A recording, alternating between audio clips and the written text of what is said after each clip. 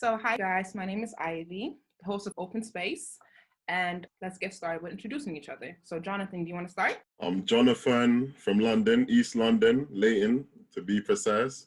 I'm 26. I call myself an entrepreneur, innit? But I'm a hustler, innit? That's what I want from this. And, I got a message that needs to be heard, innit? So I like, expressing myself differently. Just get myself out there, innit? Okay, thank you. Isaac? I'm Isaac. I'm Liberian. I'm from Chicago. I'm 26 too. I'm in finance. What I plan to get out of it is kind of a view of what this fight looks like on you guys' side of the ocean. Okay. Because we don't know what's going on. Bella? Hi, my name is Bert. I'm 29 years old and I'm living in Hamburg, actually. I was born in Bremen. It's like 1 hour away from Hamburg, North Germany. And yeah, my father's from Gambia and my mom is German French. And what I expect from this conversation, open debate, peaceful debate, hopefully. And my question would be at this point, can I curse sometimes? Because I do speak very randomly and I like to curse and put some words in that I might think of. So is there any possibility? Go ahead, as long as just keep it down a bit, innit? All right, no Good. problem. Kelechi? All right, what's up, everyone? My name is Kelechi Bay Lamberts.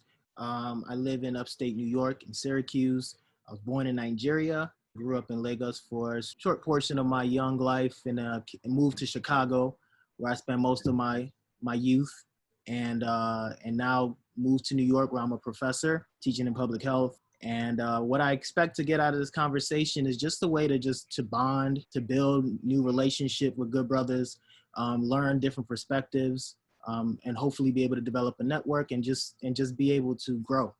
And that's ultimately what I'm looking for. So it's definitely a pleasure to meet y'all, and I'm looking forward to chopping it up with y'all. Emmanuel? Yeah, hi. My name is Emmanuel.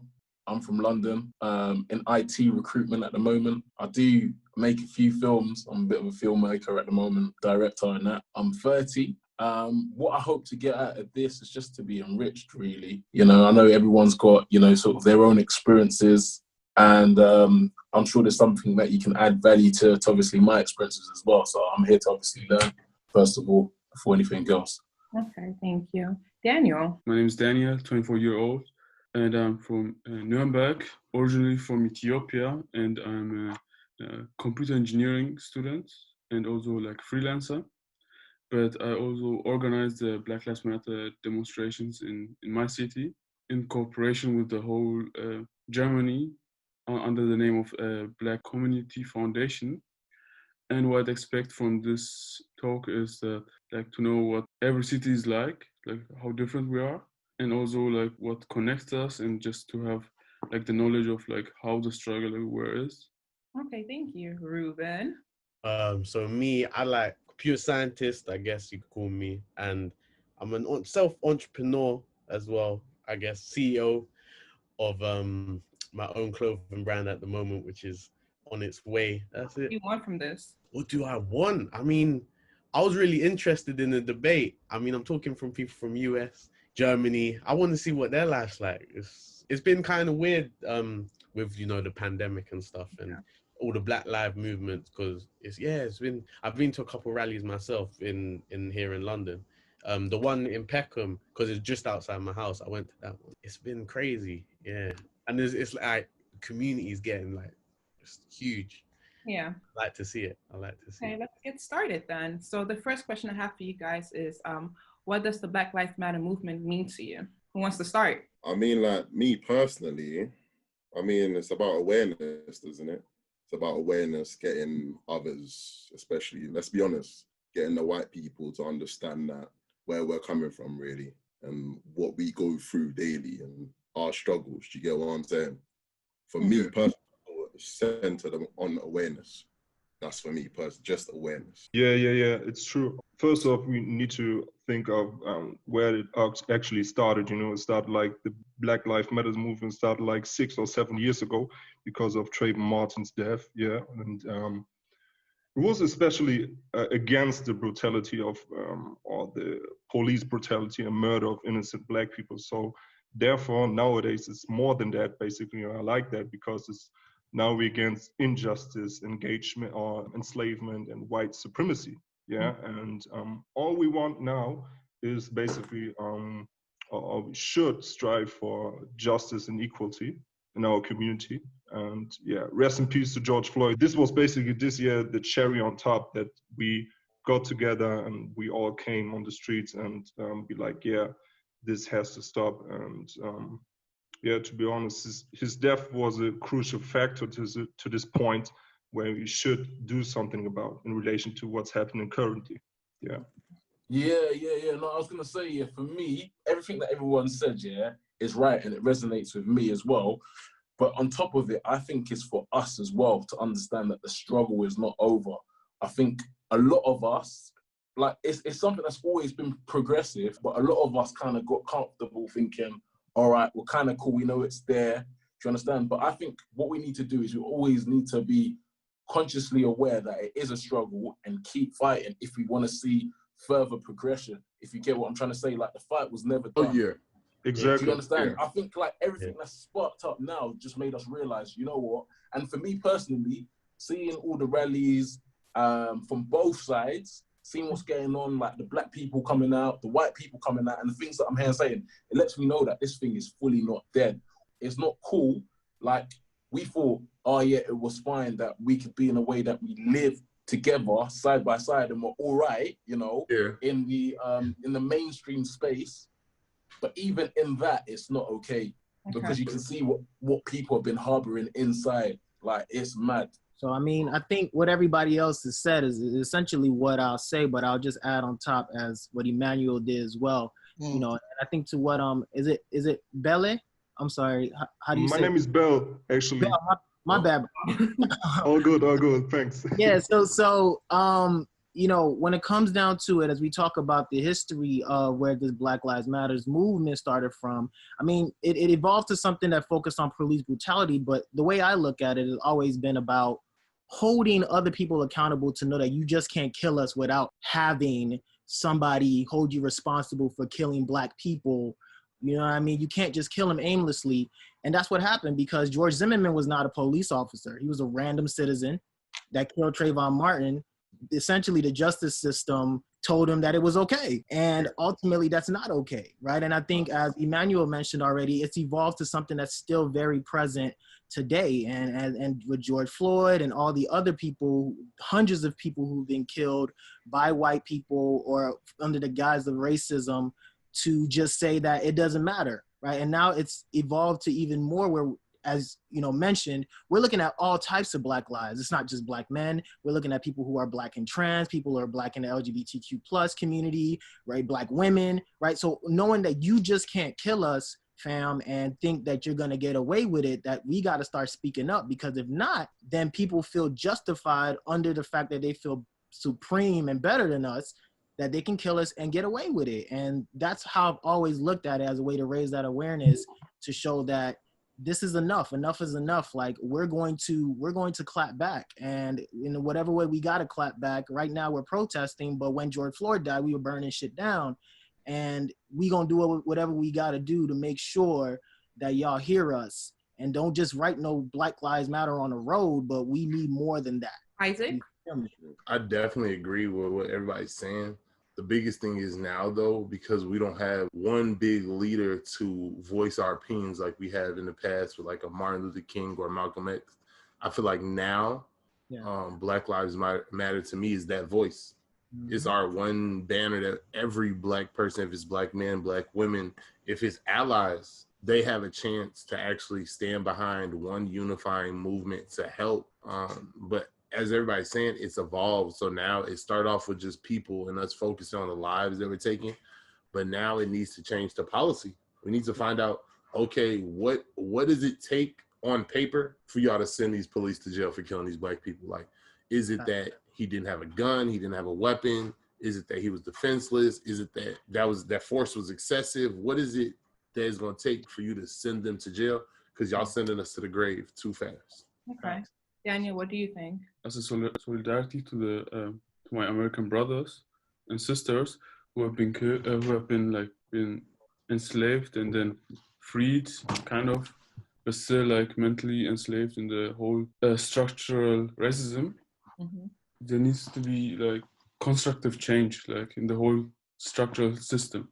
Ruben, what does the Black Lives Matter mean to me? I just want to give a shout out to the guys in America, because what them man go through, I don't even know how you man go through it, because that was what it was for me. I was like, it was just like a recollection that there are man them out there across the seas that I don't want to say it's not that it doesn't happen here, but at the level at which it happens to you man over there, I can't even wrap my head around it, because it actually it makes me angry. To me, it's just solidarity, because the fight never stopped. You know what I'm saying? It never stopped it didn't stop with the people before us. It didn't stop with my dad. It didn't stop with his dad. It didn't stop with his dad before him. It just keeps going, and I don't want it to keep going, because then it's not going to stop with my son, and then it might not even stop with his son, and it might not even stop with his son after that. And it's just, when you get thinking like that, as you said, the struggles as a Black man. What are the struggles as a Black man for you in the UK? It happens here. Don't get me wrong. I've seen man get pulled over on bikes for joke man thing, like just for nothing. Like he'll be riding the bike and he'll get pulled over, and he said, "Did you steal that bike?" Man didn't steal the bike. The bike is. Oh yeah, you might as well be here. It might. Yeah, listen, there is you know what? You know what's mad? Do you know what I'll say? Sorry to interject. Yeah, I think if our policy was very similar in terms of having guns, like America, it would be Mazza in the UK, bruv. 100%. Because the way you get pulled over and certain things that happen over here, yeah, it's a bit nuts. Even though they do kill a little 1-2 of us, like this, bruv, there's guys, that are, so basically where I used to live, then there was one you know the guy that they strangled, innit? And he suffocated. Bruv, that's a shop across the road from my house. They don't know anything about it, so giving a bit of background. Oh, okay. So basically, guys, I'm talking about police brutality, innit? Yeah, I'm talking about like that got killed over here by the police, innit? Yeah, it's just when I say couple, there's a few of them. There's quite a few of them. Yeah, but I only mentioned 2 guys. Yeah. There's about there's about 6 that like hit the news. Don't even hit us, innit? Yeah. So there was one kid. Basically, he was in a shop. I think the police went in to apprehend him or whatever. They said he had something in his mouth, and basically, in a similar fashion to George Floyd, they actually choked this guy out on the floor, bro. He died inside the shop. He was young as well, wasn't he? He was a young kid, bro. He was very young, probably like late teens or early 20s, bro. I think he lived like in a hostel. And then there was another guy, Mark Duggan, where they're saying that obviously he was involved in, obviously gang activity, that he had a gun or whatever. And boom, they have guns. There's guns over here, but it's not legal. Yeah, it's not legal. You get it? Yeah, that's what I'm saying. I was gonna say, because that's the big excuse that they like to use here, is that like, oh, we don't know what he may have on him or what he may not have. Because I have my gun license, but I don't keep my gun in my car. Yeah. You know what I mean? So when they stop us, they're like, well, I didn't know if he was reaching for his insurance or he had a gun in the glove compartment. Can I ask you a question, yeah? You lot feel like we are tackling the whole movement in the right way? With the protests, with everything going on, with raising awareness. Do you not really feel like raising awareness will bring about change? No, but I feel like it's doing what you said it should do. So it's raising awareness. We've raised the awareness, but now that we have their attention, we need to demand for whatever we want to change. Well, me personally, I feel like it's an education thing. I feel like youths, like children, young age, should be taught certain things like from early, so they know, so they grow with it, so the next generation can then learn on. If you tackle the youth and you let the youth know that we're all equal, as they will grow with these values. Do you get what I'm saying? But as it is now, I feel like me as a Black man in London, I feel like I'm more time undermined by the white man. I can't lie to you. I feel like they undermine my value, my worth. Yeah. You understand me? And I feel like white spaces don't feel the same. I hear that. Yes. So I feel like it's more like a thing where they've grown like that. So it's just knowledge. It's just knowledge for them that like he's probably not this at that. He's probably not. Do you get what I'm saying? It's just natural knowledge for them. The victors of history end up writing them. Yeah, and it's all about this part of it. Education in schools, what they teach you. When you was young, when you was in school, the first things they teach you, is either Black people were slaves or they teach you about ancient Egypt, and they show you that those guys don't look like you, even though they say it's the beginning of civilization. Do you understand? So it's already started. It's already started through the education system. But what I will say, there's a scripture, that goes, since the days of John the Baptist, the kingdom of God suffered violence, and the violence taketh it by force. So what we have to do right now is be rolled up. Do you understand? So if by violence or if by force, we have to start to say, look, we're not standing for this no longer. And then what we're talking about, enforcing policy or something has to change. I got my views, My views are a bit radical. My views are everybody that is black, go to the black countries and lock the borders, bruv. Understand? We trade with ourselves and that's it. What Emmanuel said was quite right, because obviously share the same views as he does, because politicians are taking the knee, but why did they take a knee at the first place? Like, stand up and do your fucking job, you know what I mean? And I was thinking about the riots in America as well, in general, basically. I've seen people looting Walmart or damaging cars and stuff. I was thinking about why no cop gets dropped, you know? Because the part of the problem have been, or till this day, are the cops in general, you know? Are the police officers who don't do their job right. And I was thinking about Malcolm X, and I'm anti-violence. I'm against violence, but we need to do something more damaging to get recognition. Of course we can teach our new generation or the next generation, our kids, about equality and the white man and the black man in general. Of course, we can do that as well. But now we got to a point where we need to do a bit more than just, for example, what I already said, looting Walmart or damaging cars. It doesn't bring us to any correct direction that we might need to head off. Okay, thank you. Kelechi? So as I'm thinking about what y'all are saying, especially what my brothers in London are saying, as Jonathan mentioned, I think it's a combination of a lot of things that need to happen. The education part matters. I think Emmanuel mentioned it too. There's a lot of manipulation that has happened throughout the course of time with history, because white people have written our history and essentially took our history and burned it, did whatever they wanted to do with it and claimed it. But when it comes down to how we react, I think there are different ways to go about it. And the natural reaction is to kind of go the Malcolm X route, which is to defend yourself by any means necessary, not necessarily just be violent to white people. But what that does is, it continues to perpetuate the original idea in which white people already felt the need to be violent against black people, which was the fact that we are naturally angry, we're naturally rebellious, we're naturally violent, because we do not have the reason to be able to logically reason things. Therefore, we're baboons and animals, and all we do is react through violence. So that's the reason for them to kill us aimlessly, because we're naturally going to attack first. I'm saying I'm irrational and I'm aggressive and I'm violent because I'm not saying, like I said, I'm not disagreeing with you. I'm just saying that historically, that's been the reason they've justified why to kill black people. I'm saying give them smoke, but I'm just saying you have to understand that it just adds to the fact why they're like, see, them niggas right there. That's the reason why that they be on that. That's the reason why we gotta give them. We ain't gotta even hesitate to shoot these motherfuckers, because they already gonna act. Because we see them, we see these thugs, we see these niggas rapping, we see what they do, right? So therefore, like, we ain't even got time to be talking.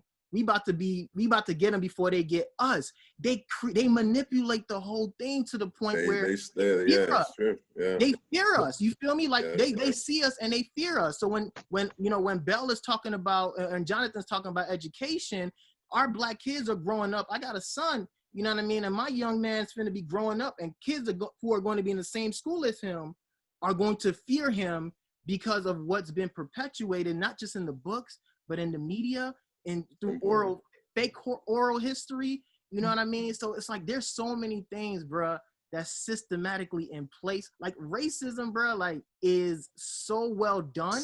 So Like, deep, bro. it's such a brilliant mechanism. I wonder who just came up with it. Someone must have so just brilliant, from the British to like to the Germans. Like they manipulated it so much where it starts to feed itself, man. They ain't got to do shit else. They just let that shit go. About the future generation. And that's what we are trying to do here in my city. Like we're in the talk with the politicians from our local authority to change at least something, and that is to change. We're creating a concept for the schools to adopt, to teach like about the colonial time and the construct what the white man invented. Like racism is just like something that was invented by the white people to enslave us. So to teach them why they are doing this, will change the next generation, but also change not just the rule, but have consequences in the ruling, because that's what's in the law. Makes sense. I think you can't really take the peaceful approach or try to parlay with politicians, because let's have it right. The first things first is that obviously Africa and certain countries are due reparations, right? The reason why they don't pay those reparations, or that hasn't even got to the point of actual politician basis, is because they haven't admitted first what they've done was wrong. Do you understand? So if they can't admit what they're doing is wrong, how on earth are they going to implement this thing into any education system? Do you understand? So there's already one transgression that needs to be righted in the beginning. Now, the reason why, I'm not really like, but the reason why I pulled that scripture out, is because I believe the Bible is full of principles in life that works. I've used them many times and it's worked for me. If it says in the scriptures, the kingdom of God suffered violence. We as black people, the kingdom of black people have suffered violence from way long back. The violent people will take it by force. We have to take back what is ours by force, because to speak with them and not be like what Kelechi said as what they already think of us is what they want. They want us to be, oh yeah, it's okay. For them to do what's wrong and think, oh yeah, cool, we forgive you, let's move on and live in peace. But first of all, they have to admit that they're wrong. Do you understand? And we're not gonna get their attention by doing kumbaya, fam. Do you understand? We have to. If we want something to change, I know this sounds mad, and I know like I make sound extreme, but if we want something to change, we have to do something extreme. I don't think it's extreme at all. That's what they did. They blocked off a bridge in New York. They burned down Targets. You know what I mean? They've burned down gas stations in St. Louis. I don't think it's extreme. It's just that once you have their attention and once you've gotten them to kind of pause and relax on whatever they're doing, because I can tell you now, since George Floyd, white people have been nicer to me than they've ever been my entire life. I had a white man give me Gatorade while I was jogging the other day. But how do you feel about that? How do you feel? I feel like it's a fucking joke. It's a fucking joke. That would annoy me furthermore. Because but I'm saying on our end, it's like you said that we need to get their attention. But my thing is, now that we have their attention, it's time to focus on like more on what Jonathan Kelechi was saying. Like now we need to educate them in the youth, but we also need to let people know as adults, like this policy has to change. Something has to happen. Bell? My question was, when was there ever been a peaceful revolution, Think of the French Revolution. They literally beheaded their own king, man. You don't need to go that far, but you already know what I mean, If we have to. Isaac already said it. We gotta do what we gotta do. Yeah, it's true. But Isaac already said it over there because one white person obviously gave him Gatorade.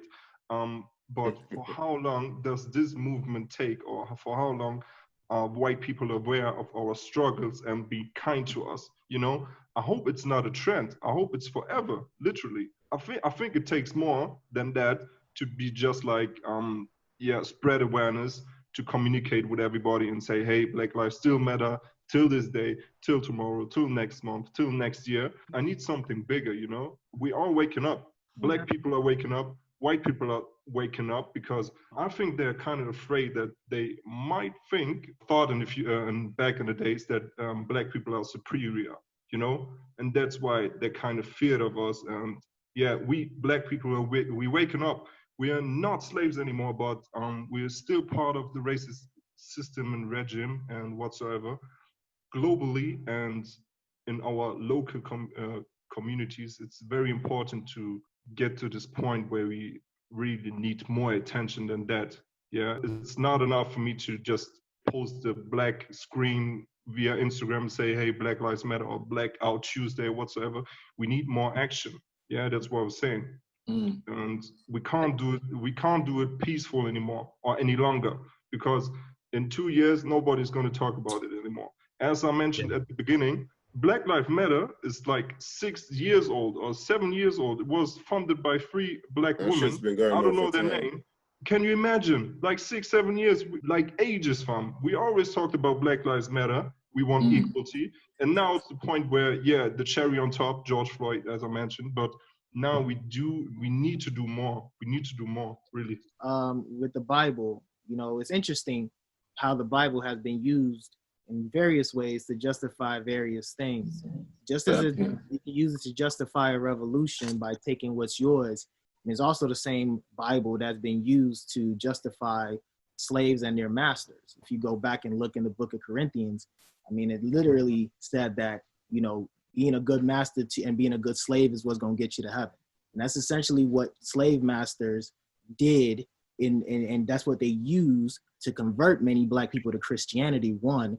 And 2, the same reason to get them to be more subservient, right? So, like, I mean, when it comes to the peaceful shit, when it comes to, like, I think there's a way to mix it. You have to have a little bit of both, right? I think I'm a proponent of, you let the OGs, the old heads, you know, they play the politics. They have to be the ones, once you get the attention, to start to push for more changes systemically. When you let the youth be for the action, they got the energy, they got the action. You put them out there, and you let them march, you let them block bridges, you let them burn shit down, whatever they got to do to get action. But, you know, you also have to think about it, right? Like, we sit here and say it's a 7-year, it's just a 7-year thing that people are actually, like, listening to.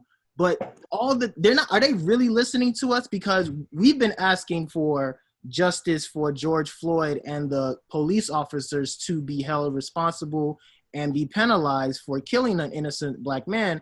And you see all these other little things that are happening now. White people giving Isaac Gatorade. They changing this. They're changing. They see one black thing and they making a huge big deal about it. They're giving us everything that we didn't care about, changing Aunt Jemima and all the other things that we've become immune to. And they're giving us all these concessions now, but the real change that we're looking for is still pending. You know what I mean? So the problem is, bruhs, like, they're always trying to be 2 steps ahead of the game, right? Like, they gave black people civil rights in the 60s, but when they had the civil rights, do you find out that we're still limited because of socioeconomic status? Poor people remain poor and become in the hood, and now you find yourself in the hood. Black people become more violent because niggas got to eat, right? So then you got to do what you got to do. And then you find that you subscribe us to being violent. You now have more police officers in our neighborhoods that you put us in because you can give us our reparations. So then now we find ourselves in this situation where we're getting killed by these same people. Even though we have civil rights, you still suppressing people from voting. You still doing all these other things because they 2 steps ahead of the game because they invented this shit. Well, it is. And, you know what I mean? And so for me, I've always been a proponent that in order to beat this shit, we got to become a system, right? Like, that's the question I got to ask. How do we become systemic as black people? Kelechi was saying exactly what I was going to say. It's like a circle, innit? They've sat down, they came together, and they said, listen, let's devise this circle right now that they won't be able to beat. You understand what I'm saying? If you retaliate, they'll put you in this category, they'll act this way.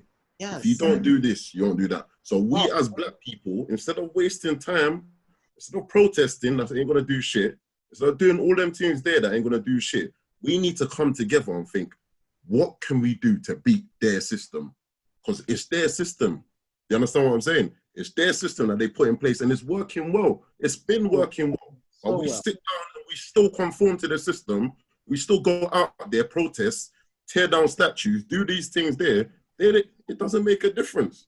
You'll still that works here. I was gonna say that works here because that's how they stole the country. They stole it from y'all like that. Hey, listen. I'll go on to say I'm burning. That works in the U.S. And I say that because you have to understand the U.S. for me is always my parents have always explained it to me as this. They say black people in America are an experiment group. When the white people want to do something, they either steal it from us or they try it on us first. When it came to the lottery, black people running numbers, the government said it's illegal to have that type of gambling. Then they started the U.S. lottery. They said we couldn't sell weed.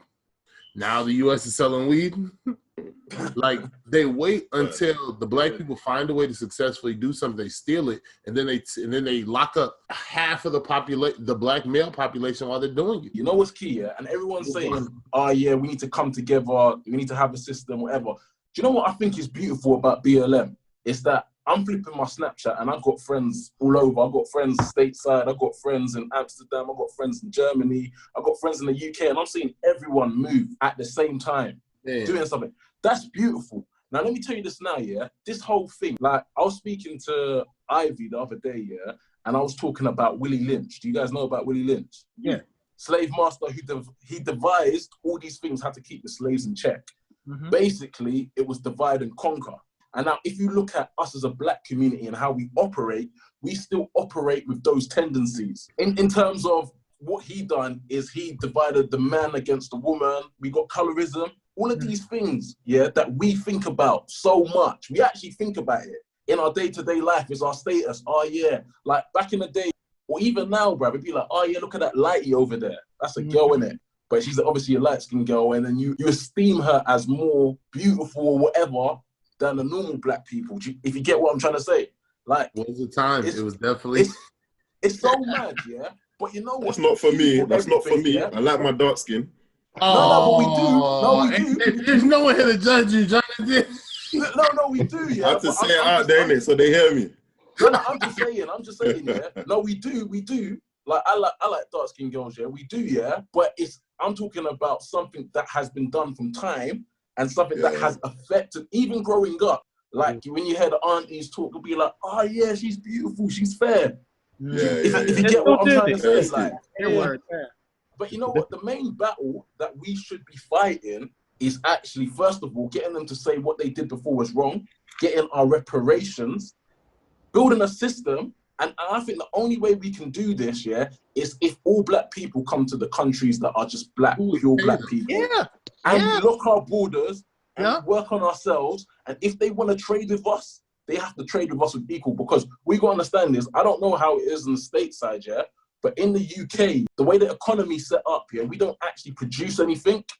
Our economy is more of a service-based economy, if you understand. Yeah, so we do services, and that's how we make our money, and we import the stuff that we need. Now, in Africa, we've got all the resources that we need to do whatever we need to do. Do you see what I'm saying?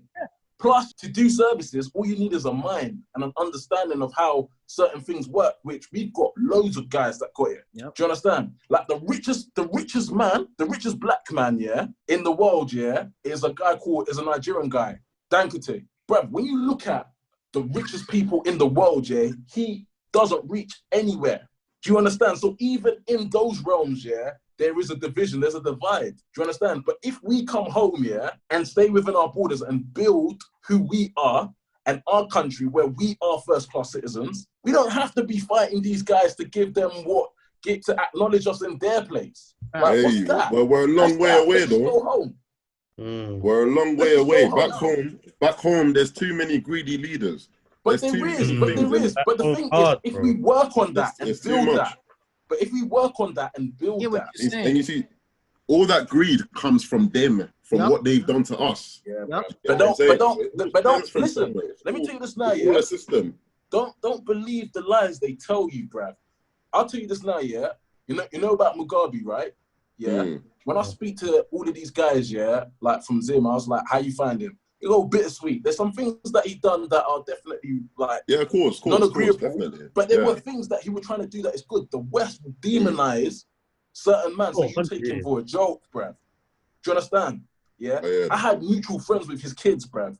Yeah, so I kind of understand some of the mind and what they do with politics. Yeah, there's ways of doing certain things, innit? Yeah. And sometimes you may not agree with their approach, but you have to look at what the outcome, what they're trying to do. Do you understand? But if you say that, always then what white people are doing is okay. Say that again? When you say the results matter, then you're saying that what the white people are doing is okay, because they're killing us and they're okay because the results don't benefit us. But that's not what they see. The results benefit them. They voted Trump. The results, locked up the man. Like they. That's what I'm saying. But that's what I'm saying. That's what I'm saying. We gotta go, bro. We gotta go. Okay, so the first thing is, if we go, where are we going to? I'm not going to Liberia. Why not? You don't have to go to Liberia. Come on. You can go anywhere. Man, have any of you even lived back home before? Let me jump in. We're still in civil war now time. It's mad. Shit's hard over there, man. Yeah, let it be hard. Let it be hard. You want to stay comfortable. You want to stay here, second-class citizens. Not even that. Comfortable. But if we go back, how much of the land in Liberia does Liberia own for me to go back to? So hold on. Let me jump in on this real quick. I think, you know, for me, and I think that's even how Ivy found me, was like, I host a podcast called My Black is Transnational. And essentially is what Emmanuel is saying, where I believe that since we are here, we have the blessing of being dual citizens. And for us, we get the best of both worlds. I don't think, you know, I agree that we need to go home and build our stuff. But I also think we have the opportunity to influence both worlds. And for us as Black people, you have to understand the impact that we have on this entire globe and what our culture has done for the entire globe. We as Black people determine what is cool. We have defined what coolness is. That's me, bro. Yeah. We've defined what it is to be cool.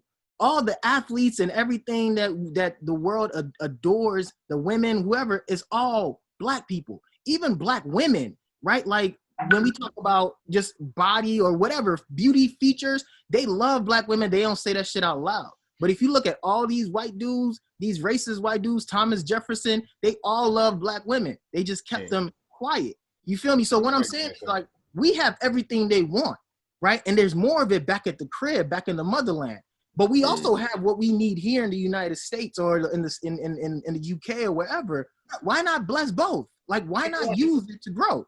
You know what I mean? Like, I think we have the opportunity now to do that. Now, the politics shit is scary because when you think about the corruption that's happening there, that's essentially, though, what they have done to divide us, because you got people like, yo, I don't want to go back. Like Nigeria before it became a democracy, whoa, like with all the Abacha, all those people were mad. Like, but they have purposely done that. I mean, they've done that historically through time, since the 1900s, about to say, like, yo, this is who the Black people are in America, and this is who the Black people are in Africa. So that when Africans come to the United States, they're looking at African Americans like, man, fuck them Akata people. But like, but it goes both ways, though. It goes both ways, exactly. I was about to say, because I was a booty scratcher for a long time. Exactly. And the African people coming through, that term, you know, come through, and they're like, "Yo, this is an African booty scratcher. You stink. You smell like fish. Whatever." Yeah. And you hear a lot of Black people say, "Yo, when I came to America, the people who embraced me weren't the Black people. It was the white people." And that's the problem, right? Like, we have to be able to jump through that and bridge those gaps that we got with our brothers and sisters who are natives, and try to get them, the ones who know how to navigate Africa need to be bringing them people here and helping them navigate, instead of just, letting them be scared. Let me ask you this question, you guys. How can we stop self-hate amongst each other? That's a mad thing, bro. We just got to embrace ourselves, to be fair. That's like inner, though. That's like an inner thing, not an outer thing. Yeah, that's based on the person. That's based on the person. Because I know every man here loves themselves. I was going to say, we got along. We just met.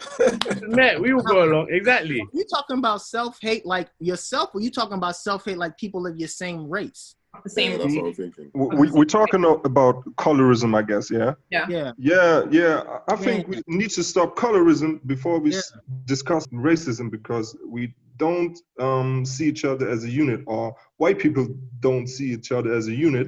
Therefore, even if we think of slavery, back then, they divided us between light skin and dark skin, like house niggas and field niggas, and up till this day, we are kind of brainwashed or whitewashed, to be honest, it's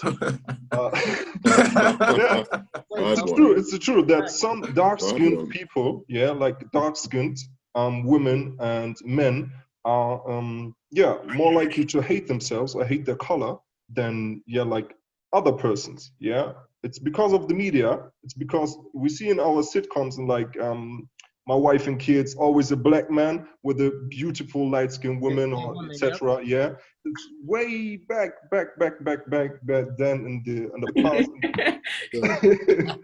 And therefore, we need to start, just embracing each other and say, hey, it's okay to be dark-skinned and it's okay to be light-skinned because the white man doesn't care. We are still niggas, you know?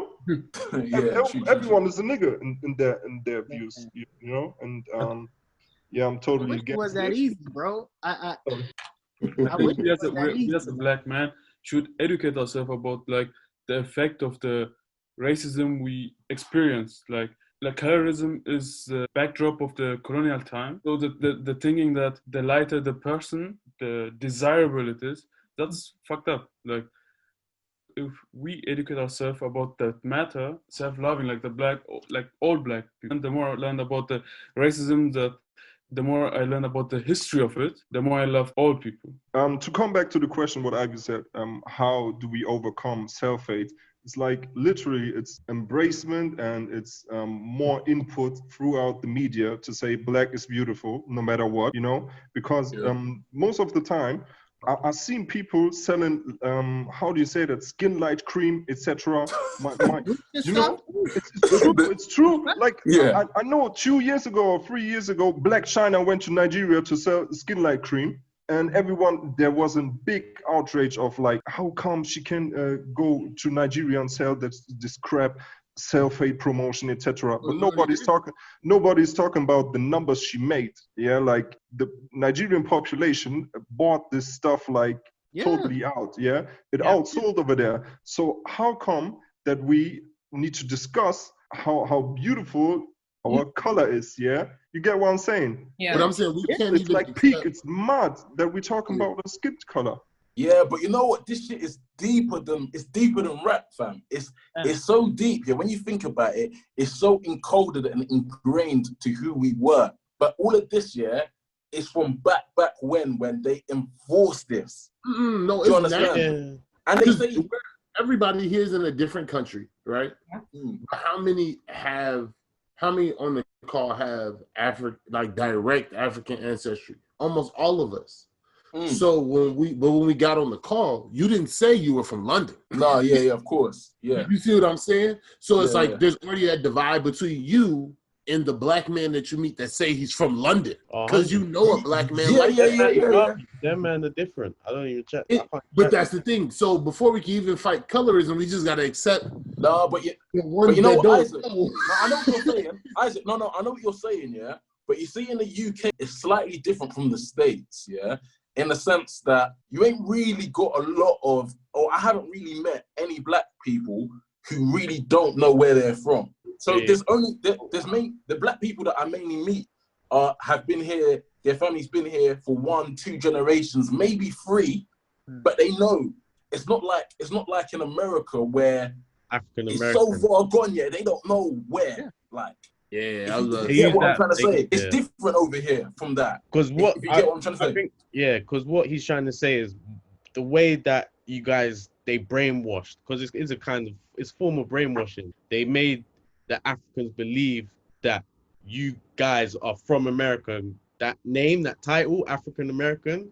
I think you guys need to work on some way just abolishing that, because that's not what you guys are. You guys aren't from America. Like, you know that. It's crazy. You two didn't even say you were from America. You just said I live here. Yeah. It's because it's hard. I claim Chicago all day. Whatever. Chicago Southside. I claim 79th Indiana all day. You feel me? But my wife is African American, right? So when it comes to something that you talk about deeper than rap, it's facts. Like you gotta understand that I came in a Niger boy, and I was talking my Niger stuff to my wife, and for her she was like, that shit don't mean nothing to me.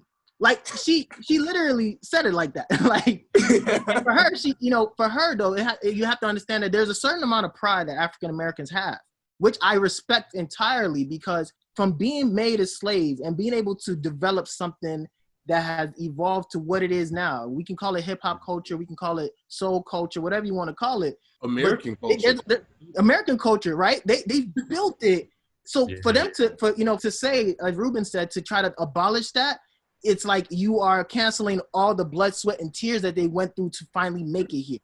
And so you have to. What I think is there has to be a meshing of both, right? And being able to say like, yeah, y'all have been taken away, but y'all now have this, and y'all can add this to the African culture that you're missing.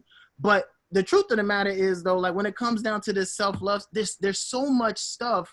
I think Jonathan mentioned it before, that like there's so much stuff that's created a division among us, man. Like we can't even, it's hard for brothers to even get together just to be able to fellowship. Black men like this, what you just did is a very rare thing in the US as far as Black brothers coming together to sit down and talk real talk. Not talking sports, not talking LeBron, not talking soccer, right? Like, or football, real football, right? For y'all niggas come eat me up. It's hard to come together and talk about real things about evolving because we've been so forced to focus on so many things that divide us, Crips and Bloods. Like, there's so many things that we fight ourselves internally. Like Christians, man, do you know how many forms of Christians are here? You have Baptist, Pentecostal. There's Black people are infighting about so many things that it's so hard to come together on one subject that by the time, when you think about white people and what happened with this Trump election, they came together. They came together like this.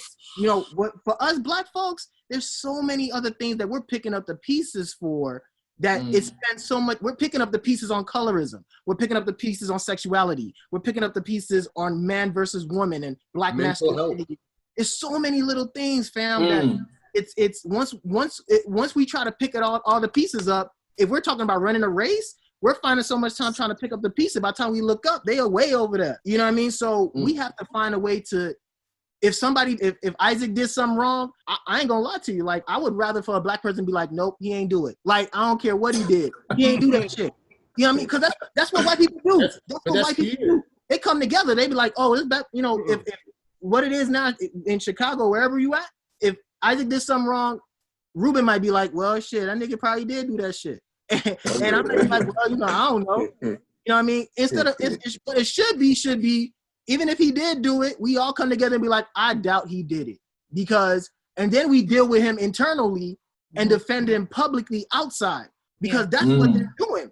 If Dylan Roof went to South Carolina and shot up 8 people, the church, 8 Black people in the church in South Carolina, and all white people were like, well, they shouldn't have been out there on a Sunday. They should have known he had a gun. Like, whatever excuse they came up with. He was a good person. He just had mental problems. Like, what? Yeah, so I think we need to have that same energy. I ain't gonna stunt. Ruben? I was gonna say another thing on colorism. I just wanted to say, as the Black community, it doesn't really even start with us, colorism, the lightness of skin. They did that to us. Yeah. They say, oh, he's better off. Oh, he's fairer skin. So he's more trustworthy. They even do it in color theory. Like, white is seen as more innocent and Black is seen as more aggressive. The color, I'm just talking colors. I'm not even talking like skin. I'm talking the colors themselves. It's a graphics. It's the words themselves they use. It's crazy. Do they break you guys up like that there? Because here, no matter what paperwork, if it's school to government, you have to check a box. Yeah, the same. It's the same, definitely. When you apply for a job, it's Black mixed Caribbean, Black That's African, Black, Black British. There's 3 boxes. You're either Black, you're white, or you're Mexican. There's Black box. Yeah, exactly. I apologize. Non-Hispanic heritage. There's this one as well. There's Black British African, Black British Caribbean. Yeah. There's 5. Yeah, there's 5 boxes for us. I think 5. Germany. 5 boxes for Black people. Germany. No, Germany, we don't have that in Germany. No. I think it's because of our past, of our history and Hitler and stuff, and I don't think that they will do it in any near future. But you know what? Yeah, do you know what I do? Yeah, I used to take the piss when I was younger. and I used to get stopped by police, I always used to listen to the words they used to say, because they can't say, oh, which one are you, when you have to tick the boxes. They go, which one do you most identify with? I put Chinese, bro. I put something. What? they know I'm taking a piss, but they can't, by law, they can't tell me what I identify with, innit? Oh, do you understand that? But I'm just trying to show them that this whole thing that you're asking me is actually stupid. So I'm going to put whatever I want. In the UK, I think they talk about IC3 and IC2, yeah? Yeah, they do that. IC3 is a black man, but they've got these numbers and codes, how they identify guys, and then they can stop you just because you're a black guy in a section of area that they're stopping and searching. They can do that. Understand. Do you know what I mean? Like, it's just, it's mad. That's a whole different debate. It's a black man, 5'8", approximately 200 pounds. That's all of us. Yeah. So if they caught any of us in a black shirt, so that's 1, 2, 3, 4, all of us 5. If they say it's a 5'8" black man and approximately 200 pounds, if they saw any 5 of us, they're going to stop you. They're going to tell you you're black. They're not asking. You know, Isaac, here, I'll tell you something that's mad based on what you just said, yeah? It's literally all of us. Yeah. To them, we look the same. It's all of us. It's real, That's for me, yeah, that's so mad. Yeah, 100. They're suffering. It ain't easy. Yeah, no, what are you going to say? I was speaking to a police officer the other day, a black police officer, and you know what they do? You know how they bring the police officers in from outside London? Like, they don't get, like, so say I went to become a police officer, they won't put me in my area. I'm not allowed to walk my streets and police my area. They'll send me to, like, Leicester up there to go police them, man. I don't know how their life is out there. So that's how it basically works. They come into here. So they'll get man from, like, Manchester, Birmingham, Leeds, and they'll all come to London and they'll police London. So you're lucky they come from Manchester or them cities with black big communities, bro. They come from fucking Billericay, yeah? Where they ain't even seen black people, bruv. Yeah. You understand? There's places in the UK where they don't see black people like that. And then they come in and come police in London, bruv. It's mad. It's mad. It's a thing where more times I get asked questions of where I'm from. And sometimes it gets to a point where I'm just like, this can get a little tiring. I could walk in, say I was at work the other day, and it always happens. They ask me, they're not even black. So they'll ask me, where am I from? And I'll say, I'm from the Caribbean. Say they're white or Arab or something. They'll say, where am I from? And I'll say, I'm from the Caribbean. And then they'll be like, you just see their face change. Have you ever just seen somebody's face change? I mean, this is to Bell. Like, when I tell them where I'm from, more times I get a lot of salam alaikums because they think I'm Arab, innit? And I'm like, no, I'm from the Caribbean. And honest to God, sometimes it just gets monotonous. Like, oh, you're better than me. Yeah. Salam alaikum. Sometimes I'll be like, yeah, I'm from beard. Dubai. It's the beard. It's the beard. It's the beard, bruv. It's the ack beard. It's the ack beard, bro. And honest to God, it happens in the community. I don't know. It's weird. I don't know how to explain it. Because none of you, man, as soon as you, man, I told you, man, oh, I'm Jamaican, St. Lucian, you were like, yeah, I know where he's from. But there's some man you say that to, and they'll think you're lying. Yeah, how's it like in Germany, though? Like, getting approached, people asking where you're from. It happens.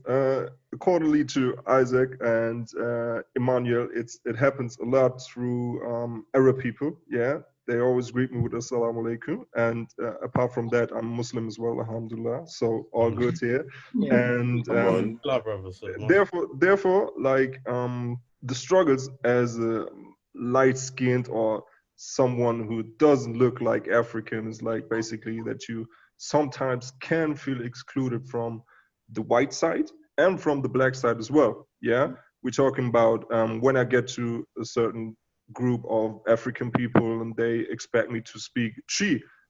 I'm not from Ghana, you know what I'm saying? But at the same time, I'm too black for the white people to hang out with. Yeah, that was my problem back in the day when I was a child, childhood problems. And but got better with the time. You know, I get more accepted from the black community more than like the white community, and especially because I'm black and I'm Muslim. So here in Germany, it's quite different. To live in, I would say in bigger cities, just like Hamburg, we got a population of 2 million people or something.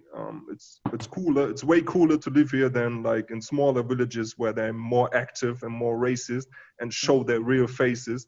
And people over there get exposed, you know, like in the villages, the white people be like, yeah, fuck those niggas, fuck those Turkish people, like those minorities. And yeah. And Turks, they don't fuck with the Turks. nah, man, they don't fuck with Arab people, Hey, with They don't fuck Muslims, with anybody, with bro. Muslims in general. They don't fuck with anyone who I isn't thought white. y'all would Yeah, learn that y'all Let's have it right, Aryan. bro. yeah. I know you guys. My uncle is living in Hawaii. Yeah, he's white. He was saying, yeah, all the Americans think that black people will be celebrated or are celebrated in Germany, but it's You not do. like that, man. It's not like that. You do have I was just so telling much. Ivy, oh, You do I have feel so so many. bad. Oh, for real, Isaac. Nah, man, I must disappoint you because so many people over here are still racist, like low key racist. Yeah, they're passive aggressive racist to you. Like in work or something, they ask you like questions. Where are you from? Yeah, I was born in Bremen, in Germany. No, but where are you really from? Yeah, you know. It's like it's always the same questions. Like, where does your dad come? And yeah, is your dad and your mom still living together, etc. Yeah, they do put you in a position, in a very awkward position, and you get asked several times aside from the job and like it and stuff. And it's so exaggerating, it's so exhausting to see how the white man really operates here, like asking all those questions regarding your heritage. Daniel? Yeah, I was born in the motherland, so I moved in when I was already a teenager. So I have like a very different experience than most of you, I think. So for me, I always thought like the everyday racism probably most of you get. I thought just because I was like I migrated from somewhere else, but I still talk the same. But I just thought, oh, they're just asking me like where I'm from because I'm obviously from somewhere else. But as I grew older and still talk like perfectly German, like it's the problem here is that they don't accept anyone that's not blood German as not German. Like you could be born here in the third generation, and if you're still not how they want you to look like, you're still don't like fit in an image like a German boy, yeah? yes, like German man. Yes, and the term Afro-Deutsch, like the like a German, like a black German, the term it's only like 25 years old. Like just some poet who coined the term.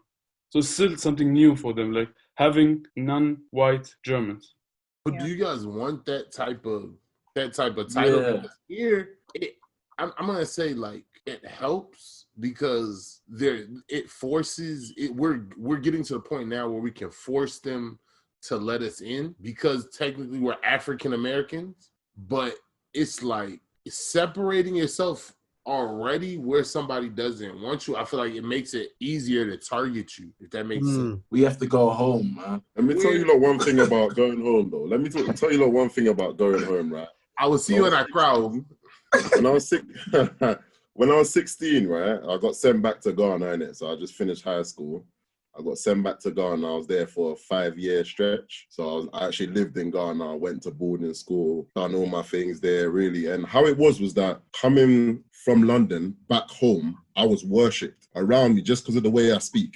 Because I had a London accent. So everyone was like, oh, you know what I mean? And also, the mad thing is that white people over there back home, and even lighter skinned people, they're worshipped. They're seen as different. They're seen as kings and queens over there when they go back home. Do you understand? So naturally, you learn to love yourself a bit more. Now, coming back to colorism now, it's like someone coming from Africa coming here now. This is where the whole thing stems from, the whole self-hate thing. Someone coming from Africa coming here now, they're put in conditions where they don't really have like a British accent. They don't have this, they don't have that. They're now adjusting to the system, right? So just by the little tease and the little bullying here and there and them thing right there, that's where the self-hate starts to raise in them. Do you get what I'm trying to say? And that's where that self-hate thing stems from mainly in most of the people that suffer from it. Do you get what I'm saying? In terms of us black people. It's because they've made the system, they put the system in place that when you're from Africa and you're coming here, you're looked down upon straight away. If you can't speak the right way, if you struggle to speak the right way, if you don't look this way, if your skin was darker. I remember back then, mine was darker. I used to get called blick. I used to get called this, that. You know what I mean? Now, things have changed, obviously, but back then, everything was a bit, you know what I mean? It was a bit more difficult for you to actually accept that me as a black man, I'm beautiful, or I'm this, or I'm that. Do you get what I'm saying? And that's when that thing stems from. Do you understand what I'm saying? So it goes back again to the system put in place. If you go back home and you're lighter skinned, you're cherished, you love yourself. If you come here, you're dark skinned, the system put in place is that you're beneath everyone else. Kelechi? I think what, this whole self-glorification of Europeanness is a big harm for us Black people in our country. I mean, the worship of anything European, anything American, shit is heavy. Like the dollar in Nigeria, the dollar means so much more now, to the point where the naira doesn't even have any weight in Nigeria. Like just that in itself shows that colonialism is still very present, even though they've been independent. It's very much so one of those things where the slave isn't still too far from its master, despite the fact that it's supposedly free. And I want to kind of take a step back because of what Bell was talking about. And I was curious, and I'm glad Ivy asked the question, what life is like in Germany, because I was thinking about it here in the States. And a lot of the things that I mentioned are very similar. You'd be surprised. When we think about are y'all familiar with the whole Karen? Of course. The Karen thing. Right? That whole idea. Yeah. And I want to explain to y'all real quick, if y'all don't know, but I want to explain why it bothers the hell out. And I want to know what y'all think for those who across the seas, because for us here in America, there's a lot of things that happen that lead to Black people being in a shambles situation. So, for example, if I'm chilling, I'm on the beach or I'm at a park minding my business, and a white woman calls the cops because I look dark skinned and I'm intimidating, I got, spongy hair and I look like, a Chief Keef, an associate or whatever. Like they think, once you call the cops and falsely accuse a Black person for doing something, when you start to go through the whole system of being falsely arrested, having to go to court, having to do all these things, you put a Black person who had a lot of potential to be something in their life, you've just put them back, regardless of whether they were innocent or not, because now you're paying court fees. Now you have to, make sacrifices to things that you didn't necessarily need to do in your life because a white woman was scared because you were Black, just because of the color of your skin. Now that person that wanted to go to college will have to write on their college application that they were arrested for something, regardless, it's on their record, right? So when you have these situations, it limits Black people from being able to advance. You can't be able to become whatever you want to be that allows you the possibility to have some power to influence change because you've been falsely accused by a Karen. And so I wonder what it's like in Germany or, in the UK, because here, in America, we find ourselves we have to size each other up. We authenticating each other. Like, where are you from? Where's your dad from? What do you do? Because people need to be able to fit us in a box. If a Black person says both their parents are together in the United States, it's like, oh. And if I don't speak Ebonics, it's like, oh, you speak so well. And I have an African name, and it's like, oh, you're not like them, right? And then that leads to this whole separation between where Africans feel more superior than African Americans because we are being praised by white people here in America for being the smarter ones, right? And if you're not the smarter ones, we're the ones that come in as immigrants, and we are given the opportunity of not having to suffer through slavery or the post-traumatic slave impact. We come in, we're ready to grind as immigrants, right? So we come in, we learn, we acculturate, we may deal with being called African booty scratcher, but over time our accent fades, and then we know how to code switch, right? And then we learn how to thrive, and then white people look at Black people here in America, African Americans, and say, you see them Africans? Look at what they doing. They come to America and they go ahead and they thrive. They go to Ivy League schools, they become doctors. What are y'all doing? Y'all been here for all this long. And they don't understand that that's how you pit us against each other. So there's so many other things that, like you said, like a math thing, like it's crazy. You know what I mean? So mad. so crazy how, and I want to know what it is. Is it like that for y'all? Do y'all have to worry about white people looking at y'all strangely and have to think about all these things? Because I just explained to y'all as a black man the many fears that I have to worry about on just one interaction with a white person.